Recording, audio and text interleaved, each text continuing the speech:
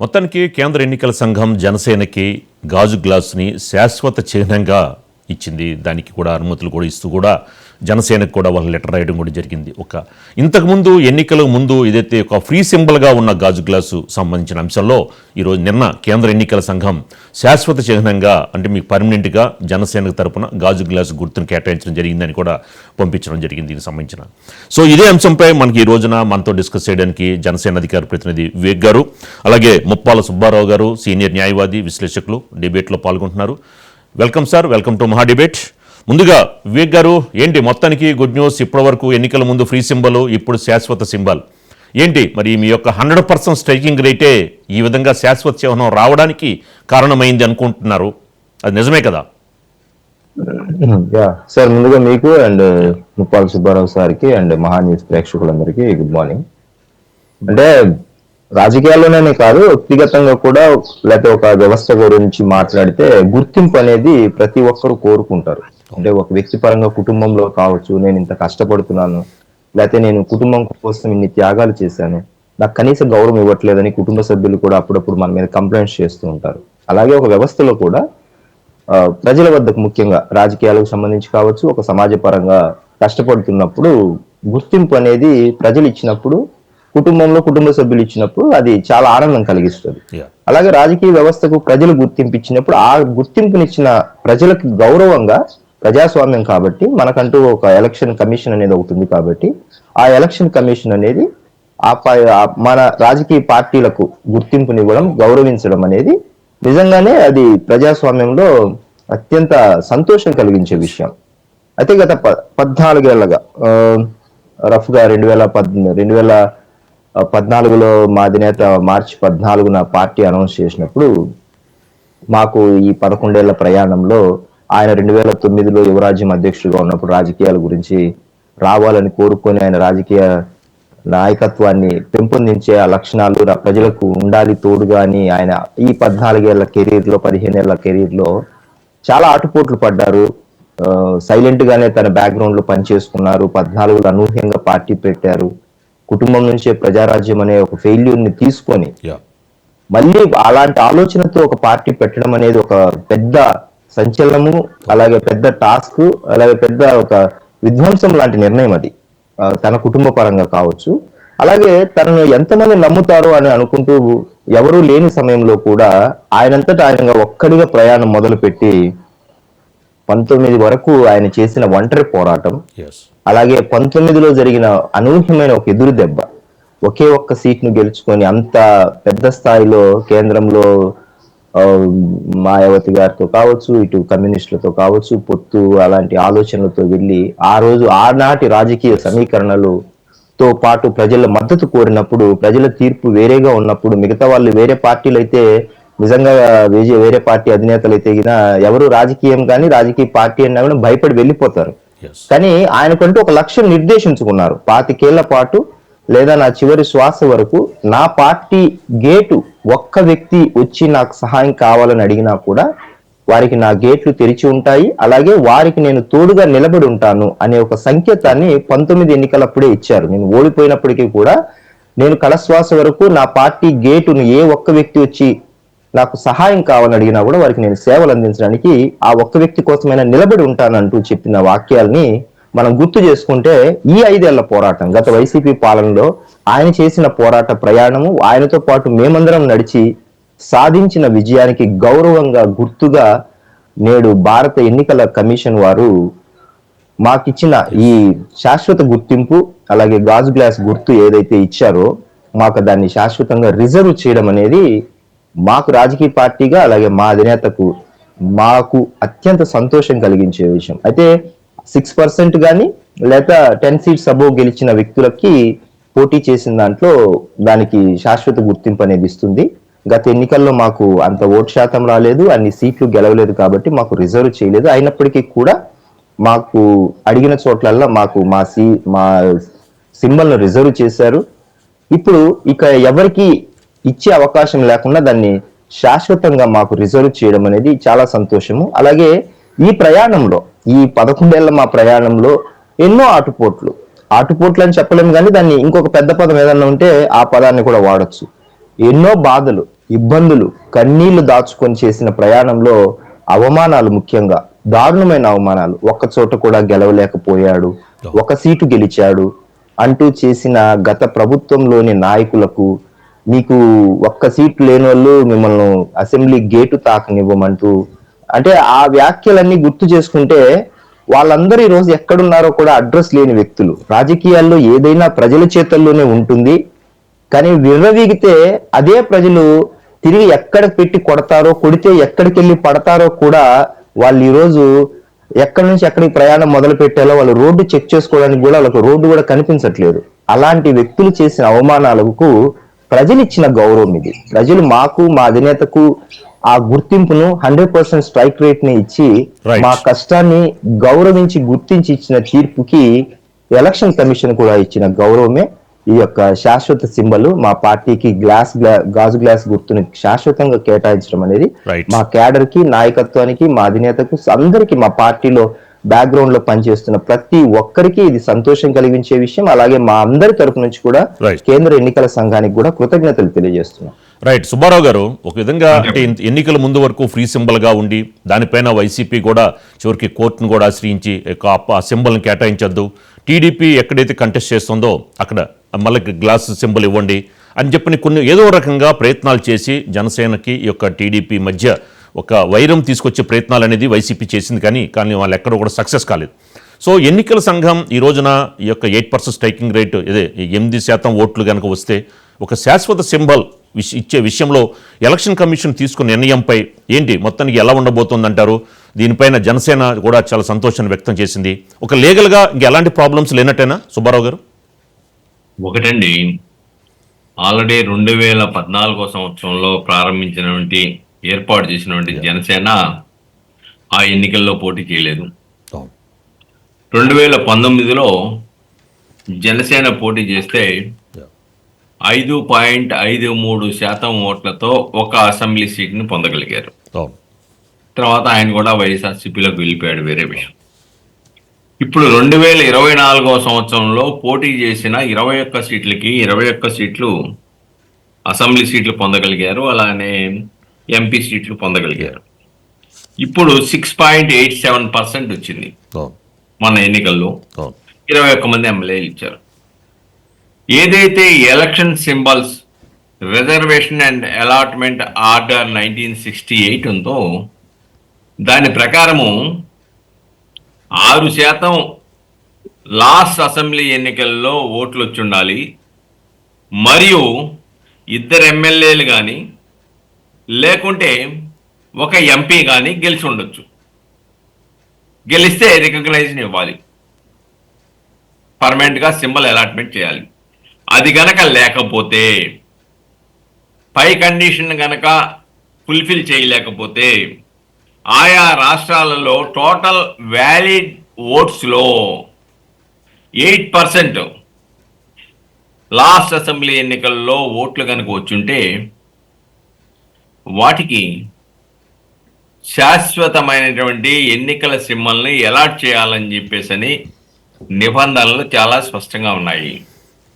దాని ప్రకారమే 6% ఓట్స్ అంటే 6.87 వచ్చింది, ఫుల్ఫిల్ చేసింది. ఒక ఎమ్మెల్యే కానీ 2 ఎమ్మెల్యేలు కానీ ఒక ఎంపీ కానీ ఉండాలి. ఆల్రెడీ 2 ఎంపీలు ఉన్నట్టున్నారు, 21 మంది ఎమ్మెల్యేలు ఉన్నారు. కాబట్టి 8% రాలా మన ఎన్నికల్లో జనసేనకి. కాబట్టి ఆ కండిషన్ తీసుకోవాల్సిన అవసరం లా. పై కండిషన్ ఫుల్ఫిల్ చేయకపోతేనే ఈ 8% అనే దానికి ఏ సీట్లు రాకపోతే దాన్ని అప్లై చేయాలి. కాబట్టి నిబంధనలను ఫుల్ఫిల్ చేసింది కాబట్టి డెఫినెట్గా ఎన్నికల కమిషన్ ఇంకో మార్గం లేదు, దానికి రికమెండేషన్ అవసరం లేదు. ఎన్నికల గ్లాస్ సింబల్ని జనసేన పార్టీకి శాశ్వత సింబల్గా ఇచ్చింది. గత ఎన్నికల్లో మనం చూసాం, వైఎస్ఆర్సీపీ వాళ్ళు అనేక ప్రాంతాలలో ఇండిపెండెంట్ క్యాండిడేట్లని నిర్ధారించి జనసేన పోటీ చేయని ప్రాంతాలలో గ్లాస్ సింబల్ ఇండిపెండెంట్ క్యాండిడేట్కి ఇవ్వండి, ఎందుకంటే అది శాశ్వతంగా జనసేనకి ఇవ్వలేదు కాబట్టి ఇవ్వండి అని కొత్త ఎన్నికలు చేసి కొన్ని చోట్ల ఎంపీగా పోటీ చేయని చోట్ల జనసేన, గ్లాస్ సింబల్ రాజమండ్రి లాంటి ప్రాంతాల్లో కూడా గ్లాస్ సింబల్ ఇండిపెండెంట్లకి లేకుంటే గుర్తింపు పొందనటువంటి పార్టీలకి కేటాయించిన సంఘటన మనం చూసాం. ఎందుకంటే దాన్ని కూడా శాశ్వత ఎన్నికల సింబల్ని కూడా ఇవ్వకపోవటాన్ని కూడా ఒక రాజకీయ వేదికగా ఉపయోగించుకోవడానికి వైఎస్ఆర్సీపీ గవర్నమెంట్ గతంలో ప్రయత్నించిన విషయాన్ని మనం గుర్తుంచుకోవాలి. ఇప్పుడు ఆ ఇబ్బంది లేదు, ఇంకా శాశ్వతంగా గుర్తింపు ఇచ్చినారు కాబట్టి ఇంకా వాళ్ళు ఎక్కడ పోటీ చేసినా కానీ వాళ్ళకి గ్లాస్ సింబలే ఇస్తారు. పోటీ చేయకపోయినా కానీ ఆ ప్రాంతాల్లో ఉన్నటువంటి ఇండిపెండెంట్ క్యాండిడేట్కి గ్లాస్ సింబల్ ఇచ్చే అవకాశం ఉండదు. ఎందుకంటే అలాగే ఇండిపెండెంట్ క్యాండిడేట్కి గ్లాస్ సింబల్ ఇచ్చేస్తే జనసేన గ్లాస్ సింబల్ ఫోకస్ అయిన తర్వాత ఆ పార్టీతో పొత్తు పెట్టుకున్న పార్టీలకి ఇబ్బందికర పరిస్థితులు వచ్చే పరిస్థితి ఏర్పడింది గత ఎన్నికల్లో. అలాగే ఇబ్బంది కలగజేయడానికి కావాల్సిన ప్రయత్నం చేసింది వైఎస్ఆర్సీపీ పార్టీ. కాబట్టి అటువంటి ఇబ్బందులు లేకుండా ఉండేటువంటి పరిస్థితి కొనసాగుతుంది. కాకపోతే అప్పుడు ఆ పార్టీ చాలా విమర్శలు చేసింది అనుకోండి. గ్లాసులు ఇంట్లో బేసిన్లో ఉండాలనో, లేకపోతే సైకిల్ ఏమో షెడ్లో ఉండాలనో, ఫ్యాన్ ఏమో ఎప్పుడు తిరుగుతూ ఉంటుందనో, ఇలాంటి ఏయో వింత వింత వాదనలు కూడా చేశారు. కానీ ఈ రోజున ఫ్యాన్ తిరగటమే మారిపోయింది, రిపేర్కి కూడా అవకాశం లేకుండా పోయింది. కాబట్టి ఏదేమైనప్పటికీ కూడాను జనసేనకి శాశ్వతమైనటువంటి ఎన్నికల గుర్తు ఇవ్వటం ఆ పార్టీకి, ఆ పార్టీ పురోభివృద్ధికి, లేదంటే ఆ పార్టీతో పొత్తు పెట్టుకునే పార్టీలకి ఇబ్బంది లేకుండా ఉండడానికి ఈ యొక్క నిర్ణయం దోహదపడుద్దనే విషయం మనం ఇక్కడ గుర్తుంచుకోవాలండి. కాబట్టి ఏదేమైనప్పటికి కూడాను అదొక జనసేనకు శుభపరిణామమే. కాబట్టి ఆ సింబల్ని శాశ్వతంగా ప్రజల్లోకి తీసుకెళ్ళవచ్చు, రాష్ట్ర వ్యాప్తంగాను దాంతో పోటీ చేయొచ్చు, ఎవరికి ఇబ్బందికరమైన పరిస్థితి ఉత్పన్నం కావు. సుబ్బారావు గారు, అంటే ఇప్పుడు జనసేన వేరే రాష్ట్రాల్లో కూడా ఇదే సింబల్ పై కూడా కంటెస్ట్ చేయొచ్చు అంటారా? అంటే లాస్ట్ టైం మహారాష్ట్రలో కూడా పవన్ కళ్యాణ్ ప్రచారం చేశారు, అలాగే తమిళనాడులో. సో అక్కడ కూడా సింబల్ అనేది జనసేనకి పర్మనెంట్కి ఇచ్చేసినట్టుగా వేరే రాష్ట్రాల్లో గాజు గ్లాస్ గుర్తు వేరే పార్టీలకు ఇచ్చే అవకాశం లేదు కదా? ఇంతకు ముందు బహుజన సమాజ్ పార్టీకి కూడా రాష్ట్ర పార్టీగా ముందు గుర్తింపు వచ్చింది. వచ్చిన తర్వాత బహుజన సమాజ్ పార్టీ వివిధ ప్రాంతాల్లో పోటీ చేసినప్పుడు కూడా వాళ్ళు ఏనుగు గుర్తే ఇచ్చారు వాళ్ళకి. కాబట్టి ఇక్కడ కూడా ఆ పరిస్థితి ఏమి ఉత్పన్నం కాదు, ఆ పరిస్థితి ఏమి అడ్డు తగులుదని నేను అనుకోవటం లేదు. ఏదైనప్పటికీ ఒకసారి శాశ్వత ఎన్నికల గుర్తింపు, ఎందుకంటే సైకిల్ ఉంది, సైకిల్ గుర్తు చాలా రాష్ట్రాల్లో ఉంది. అవునండి. కాబట్టి ఇది రాష్ట్రంలో గుర్తింపు పొందిన పార్టీగా మాత్రమే జనసేన గుర్తింపు పొందింది. ఇప్పటికీ జాతీయ పార్టీలుగా గుర్తింపు పొందాలి అని అంటే దానికి నిబంధనలు వేరుగా ఉంటాయి. కాబట్టి రాష్ట్ర పార్టీగా ఇక్కడ గుర్తింపు పొందిన రాష్ట్రం వరకే పరిమితం అవుతుంది తప్ప దేశవ్యాప్తంగా ఇది అదే బాణీలో. ఎందుకంటే మనం చూసాం కొన్ని రాష్ట్రాల్లో సైకిల్ గుర్తులు ఉన్నాయి, అవును, కానీ ఆ రాష్ట్రాల్లో ఆ రాష్ట్ర పార్టీ గుర్తింపు పొందింది సైకిల్ గుర్తు, కాబట్టి అక్కడ సైకిల్ ఇచ్చారు. కాబట్టి ఈ ఎన్నికల గుర్తే అన్ని రాష్ట్రాల్లో జనసేనకు వస్తుందని చెప్పేసి మనం భావించవలసిన అవసరం లేదు. ఎందుకంటే రాష్ట్రంలో గుర్తింపు పొందిన పార్టీగా రాష్ట్ర నిబంధనల ప్రకారం ఈ యొక్క సింబల్ అలాట్మెంట్ జరిగింది. Okay, right. వివేక్ గారు, ఫైనల్గా చెప్పండి, టైం లేదు. ఏదైతే మరి వైసీపీ వాళ్ళు గాజు గ్లాస్ సింక్లో ఉండాలన్నారు, చివరికి మన ప్రచారంలో చూసుకుంటే అంబటి రాంబాబు గారు కూడా టీ గ్లాసులోనే పోసి టీ ఇవ్వడం, చివరికి వాళ్ళ పరిస్థితి ఇప్పుడు అధికారంలో కూటమి ప్రభుత్వం అధికారంలోకి వచ్చిన తర్వాత ఏదైతే వాళ్ళు విమర్శించారో ఈ రోజున వాళ్ళ బారినే పడ్డారు. చివరికి గాజు గ్లాసులో టీ పోసి ఇచ్చే పరిస్థితి ఏర్పడింది. వాళ్ళని ఎవరు కూడా పట్టించుకున్న పరిస్థితి లేదు. ఏంటి, ఎప్పుడైతే మరి మీ మీద విమర్శలు చేసిన వాళ్ళు ఈ రోజున మిమ్మల్ని స్వాగతించాల్సిన పరిస్థితి, మిమ్మల్ని అంటే గాజు గ్లాస్ సంబంధించి కానీ జనసేన సంబంధించి కానీ, ఏంటి ఫైనల్గా చెప్పండి. మీ యొక్క ఈ రోజున ఈ సింబల్, పర్మనెంట్ సింబల్ రావడం అనేది ఒక విధంగా సంతోషకరమైన వార్తే కదా, ఫైనల్గా చెప్పండి వివేక్. మీరు ఇందాక చెప్పినట్టు ఈయన ఎవరైతే ఈ సత్యనపల్లి ఆయన ఉన్నాడో 2019 ఎలక్షన్ క్యాంపెయిన్ లో కూడా ఆయన గాజు గ్లాస్ ని పట్టుకొని లేకపోతే చెప్పినట్టున్నాడు. ఏమని అంటే, మీకు మనసులో జనసేనకి వెయ్యాలని ఉంటది, గాజు గ్లాస్ వెయ్యాలని ఉంటది, కానీ ఆ ముక్క నాకు చాలా గుచ్చుకుంటది. మీరు జనసేనకు వేస్తే గిన గాజు గ్లాస్ కు గుర్తుకేస్తే నాకు గుండెకు గుచ్చుకుంటదని 2019 ఎన్నికల ప్రచారంలోనే చేశాడు. దయచేసి నన్ను గెలిపించండి, మీకు జనసేనకు వెయ్యాలని ఉంది నాకు తెలుసు, కానీ నన్ను ఒకసారి గుర్తు పెట్టుకోండి, గాజు గ్లాస్ నాకు చాలా గుచ్చుకుంటది అంటూ ఒక డైలాగ్ వేశాడు ఆయన 19లోనే. సో ఆ ఆస్పెక్ట్ లో పక్కన పెడితే, మీరు ఇందాక కోట్ చేసినట్టు అండ్ సుబ్బారావు సార్ కోట్ చేసినట్టు, సాక్షాత్తు గత ఎన్నికల్లో ముఖ్యమంత్రి స్థానంలో ఉండి గాజు గ్లాసు సింక్ లో ఉండాలి, సైకిల్ షెడ్ లో ఉండాలి, ఫ్యాన్ ఇంట్లో తిరుగుతూ ఉండాలి. సో ఇంట్లో ఉండేది మాత్రం ఫ్యానే, మిగతా రెండు బయట ఉంటాయి, పనికిరాని అంటూ చేసిన ఆ కొటేషన్ ఏదైతే ఉందో, ఇప్పుడు అదే కొటేషన్ వాళ్ళకి ఏం అప్లై అవుతుంది? గాజు గ్లాస్ చక్కగా అందరి చేతుల్లో ఉంది, పొద్దున్న సాయంత్రము మధ్యాహ్నం ఎప్పుడు కావాలప్పుడు దాన్ని చూసుకుంటున్నారు, తాగుతున్నారు, ఆస్వాదిస్తున్నారు గాజు గ్లాస్ ని.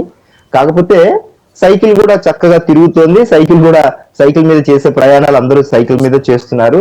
ఫ్యాన్ ఒక్కటే పాపం రెక్కలు విరిగిపోయి మొండిగా పైన తిరగలేక ఆపసోపాలు పడుతోంది. చాలా మంది ఫ్యాన్లు పక్కన కూడా పడేశారు. Right. సో అలాంటి చెత్త లాజిక్లు, లేకపోతే సంబంధం లేనివి ప్రజలకు ఏదైనా ఎక్కించాలని చూస్తే ప్రజలు Right. ఎలాంటి తీర్పు ఇస్తారని చెప్పడానికి 2024 ఎన్నికలు అనేది చాలా చాలా పెద్ద ఉదాహరణ. Right. అంతిమంగా మేమే, మాదే, 30 ఏళ్ల పాటు రాజ్యం మాదే, డబ్బు పంచాం కాబట్టి ప్రజల్ని ఎలాగైనా వంచవచ్చు, ఏమైనా మాటలు చెప్పొచ్చు అని అనుకున్నందుకు Right. Yeah. 2024 ఎన్నికలు అనేది దేశ రాజకీయాల్లోనే ఒక కీలకమైన మలుపుగా చెప్పుకోవచ్చు. ఇలాంటి అహంకారుల పరులని, ఇలాంటి మాట వినని వాళ్ళని, దుర్మార్గుల్ని, దౌర్జన్యాలు చేసే వాళ్ళని, హంతకులని పై స్థానంలో కూర్చోబెడితే ఏం జరుగుతుందని Right. చెప్పడానికి Yeah. గత 5 ఏళ్ల 19-24 మధ్య చూసిన వైసీపీ పరిపాలనకి కర్ర కాల్చి వాత పెట్టినట్టు విధానంగా Right, sir. ఏకంగా మసిబొగ్గులు చేసేశారు.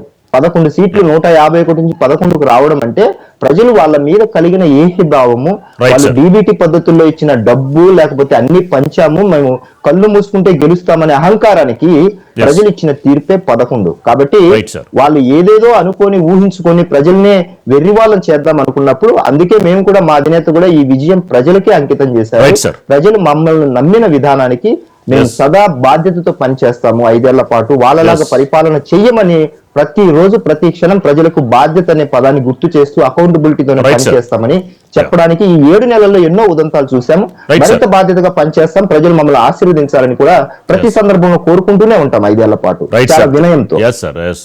థ్యాంక్ యూ సార్, వివేక్ గారు, అలాగే సుబ్బారావు గారు ఈ యొక్క డిబేట్లో పాల్గొన్నందుకు. Okay, right. ఇవి ఇవాల్టి మహా డిబేట్ విశేషాలు. చూస్తూనే ఉండండి మహా న్యూస్.